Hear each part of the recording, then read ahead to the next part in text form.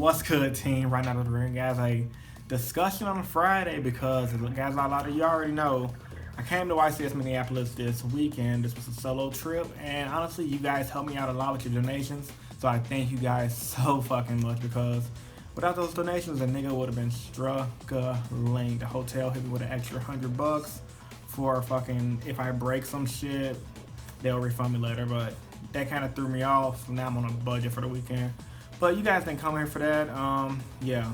Also, one more thing. For everyone I met this today at the convention center, nice meeting you guys, and hopefully I'll see more of you guys tomorrow in the main event.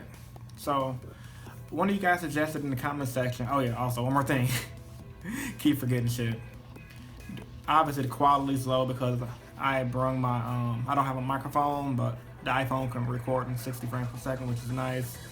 And I usually bring you guys, as you guys already know, my Archetypes Index Explained on Fridays, but due to my computer being fucked up, I didn't want to bring that. And I'm recording with my, I'm editing with my old computer, which is a piece of shit and takes forever to render. So, new computer, but hopefully be here by next week or 2 weeks. So all my videos are going to be kind of shaky for the next week and a half. So just hang in there with me, guys. But yeah, now to the main topic. What I want to talk about is a lot of people, one person messaged me in the comment section. I actually had a few people ask me this before, and they were talking about getting back into Yu-Gi-Oh, relearning the game, how should they go about it. So in this video, I'm going to give you guys my 3 ways on getting back into Yu-Gi-Oh after either taking a long break, quitting for a while, or just coming back into it from 10 years ago to now. So number one thing you guys need to know, well, I guess number 3 thing you guys need to know about is the game is primarily archetype based now. It's not like it was back in the day anymore.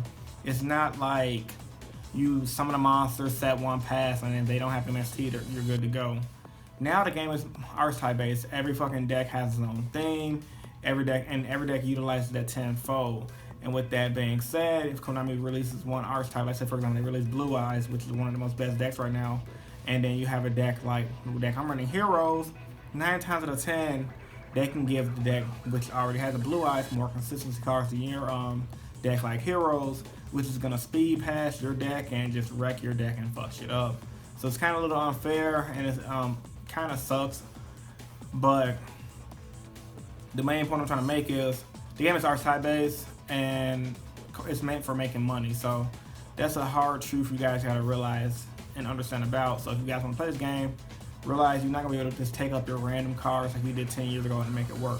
Well, now, some may argue that that's a bad thing, but I can also make the same argument that that's a good thing too, because back in the day, when people had their own, make your own deck, take it to locals and do good, people would just flock to whoever won deck list, and then everyone's playing the same deck. So it's kind of like the same thing, just Konami is kind of like managing it in their own way. Another thing I want to talk about is, guys, for getting back to Yu-Gi-Oh after all these years, you have Yu-Gi-Tubers now. You have everyone giving out the free fucking information. Like, I can't tell you, like, back when I was growing up, all we had was Pojo and metagame.com. We didn't have Yu-Gi-Tubers telling us what was good, going to events, getting us deck profiles. So I highly recommend everyone take advantage of those sources. I mean, like you guys found my channel, there's tons of other channels giving out tons of deck profiles, doing tons of deck explanations, telling you guys how the decks work. I mean, I try to do it on my channel, but there's a lot of guys out here doing it just as good as me or better. So just stay on YouTube and just try to learn the game little by little as you can. Another good source for you guys to do is go on YGOorganization.com, YGOorganization.com. The link will be in the description below. And on that website, it shows you the Japanese Yu-Gi-Oh, which tells people pretty much, for the most part, what's going to be hot in the future. Like, I studied the OCG religiously, and this is what a lot of people used to do back in the day, which helped them pretty much to get deck lists early and take it to events and have an advantage of everyone who did not have that knowledge. Now knowledge is everywhere because the internet is fucking crazy. So yeah, take advantage of the free online resources like YGO Organization, all the articles, and definitely the Yu-Gi-Tubers, and understand the game is archetype based. Now, now that you guys are getting it back into the game, I highly recommend people start off with structure decks and buying the 10s. The 10s release a lot of good, powerful cards for you guys to play pretty much. Cards like Solemn Strike, cards like some of the Mirror Force cards that are the hot ones that are new, have all get released in the 10s. So if you guys are on a budget and want to spend a lot of fucking money, invest in tens. Tens, you can probably buy a case of 10 for like $200, which is kind of a big investment for a lot of you. But if you have a job, it shouldn't be that much big of an investment, and you can just stock up your trade binder and build your archetype based deck from there. Or you might even have your own homebrew. And yeah, invest in structure decks as well. Main reason because if you're going to come back into Yu-Gi-Oh! Now after paying after a long time, a lot of structure decks nowadays versus structure decks from back in the day is very competitive. We have ABCs coming out at the end of this month, and then we had Heroes last year. And we had like 3 years ago, what was it, 4 years ago, we had that Light Fairy deck that was really good at actually won Japanese Worlds. So we had a lot of decks nowadays versus 10 years ago that you can buy from like Walmart, put 3 together and be decent with at locals and at regionals for $30. So it's a really cheap investment, and it'll help you figure out what kind of play style and what kind of deck you want to go for. Because right now, in my opinion, it's all about playing what you're most comfortable with and what your play style is. And the last but not least, what I'm talking about for this video is you guys have, well, we have now free online sources to play test on Yu-Gi-Oh! Pro. Well, it's called Yu-Gi-Oh! Pro. It used to be YGO Pro, Dev Pro, but that shit's been getting shut down. So while we still have Yu-Gi-Oh! Pro, I highly recommend you guys download it on your computer, and that way you guys will be able to play test on see what deck works for you. That's what I've been doing this entire week to get ready for the YCS. Hopefully I do well. And yes, we used to have things like Dueling Network, and back in the day we had the Kyber Corporation thing that I never used, but I heard it was pretty shitty, but good for its time. But yeah, we have the free online resource to play, unlimited amount of cards, build your deck together, and it works. Konami's supposed to be coming out with some kind of online source. Hopefully it's free. But until then, I highly recommend everyone to use Yu-Gi-Oh! Pro. Download it. Just go to Google search. I have a link in the description below. Type in Yu-Gi-Oh! Pro and download it and just get the feel for the game again. Start reading cards. And again, and that system automatically helps you learn rules. And then also, you guys can go to locals as well. I'm pretty sure everyone at locals is not too much of douchebags. Most locals I've been to, people are super helpful and for the most part pretty friendly unless you're a fucked up individual. So as a recap, guys, if you guys want to return to Yu-Gi-Oh!